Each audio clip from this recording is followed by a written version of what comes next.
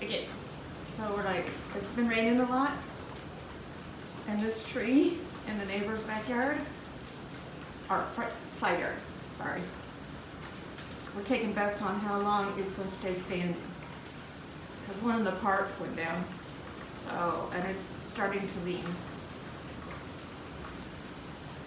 We shouldn't be confused with Eileen in her burqa. And I call her Eileen because she kind of leans to the side of this umbrella. But,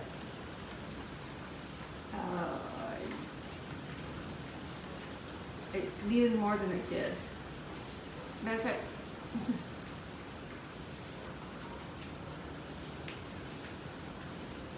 you know, I wouldn't be too surprised if that thing didn't go down now.